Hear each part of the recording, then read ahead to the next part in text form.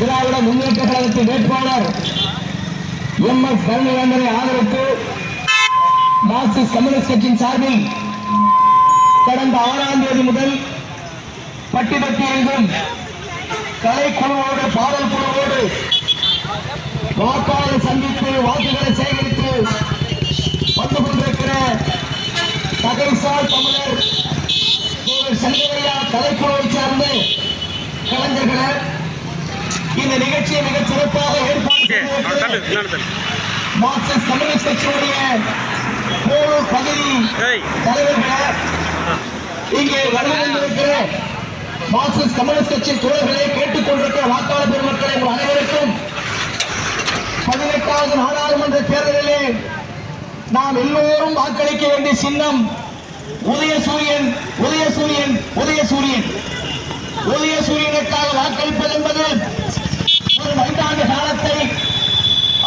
காலத்திற்கு ஒரு சரியான ஆட்சியை, ஒரு நல்ல ஆட்சியை உருவாக்குவதற்கான முயற்சி.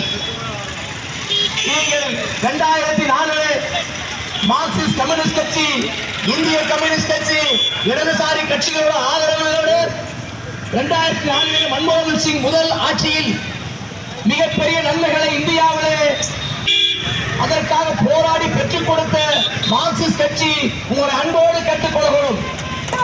நீங்கள் 2004 இன்றைக்கு ஒரு மனிதன், தனி மனிதன் தன்னுடைய உரிமையை தான் தெரிந்து கொள்ள வேண்டிய தகவலை பெற வேண்டும் என்று சொன்னார். 2004க்கு முன்னாடி மார்க்சிஸ்ட் கம்யூனிஸ்ட் கட்சி ஆதரவோடு ஆட்சி அமையாத பொழுது 2004 தகவல் பெறும் உரிமை சட்டத்தை பெற்றுக் கொடுத்த கட்சி மார்க்சிஸ்ட் கம்யூனிஸ்ட் கட்சி என்று சொன்னால் மிகை கிடையாது. அதே போல இன்றைக்கு கிராமப்புறங்களில் ஏழை எளிய மக்கள், சிறு குறு விவசாயிகள் பயன்பாட்டுக் கொண்டிருக்கிற, குறிப்பாக இந்தியாவில் இருக்க ஏழை எளிய மக்கள் அரசின் பணத்தை நேரடியாக கையெழுத்து போட்டு வாங்குகிற ஒரு திட்டத்தை மகாத்மா காந்தி தேசிய ஊரக வேலை உறுதி சட்டத்தை கொண்டு வந்தது 2004 மார்க்சிஸ்ட் கம்யூனிஸ்ட் கட்சி ஆதரவு அமைந்த அந்த அரசு.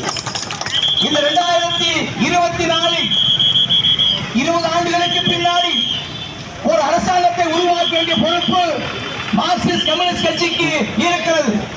கடந்த 10 ஆண்டு காலத்தில் சொல்லனா துயரங்களை பிஜேபி அரசாங்கத்தால், பாரதிய ஜனதா கட்சியால், மோடியின் கொள்ள கூட்டத்தால் மிகப்பெரிய பாதிப்புக்கு இந்திய மக்களாக இருக்கிறோம். சற்று முன் கலைக்குழு தோழர்கள் பாடல் வரிகளில் நாம் பட்டுக் கொண்டிருக்கிற கடுமையான கஷ்டங்களை பாடல் வரிகளில் எடுத்து சொன்னார்கள். அந்த பாடல் வரிகள் நாம் நினைத்து பார்க்க இனி இப்படி ஒரு ஆட்சி வேண்டாம் என்பதை தெல்ல தெளிவாக பாடலில் சொன்னார்கள். 2014 போல மீண்டும் பிஜேபி ஆட்சிக்கு வந்தால் இந்த நாடு இந்திய நாடாக இருக்காது, இப்படி ஒரு தேர்தல் நடக்காது என்று சொல்லி நாம் சொல்லவில்லை, மார்க்சிஸ்ட் கட்சி சொல்லவில்லை. இந்தியாவுடைய நிதி அமைச்சராக இருக்கிற நிர்மலா சீதாராமன், மோடிக்கு அடுத்து, ராஜ்நாத் சிங்குக்கு அடுத்து, அமித்ஷாவுக்கு அடுத்து இருக்கிற தமிழ்நாட்டை சேர்ந்த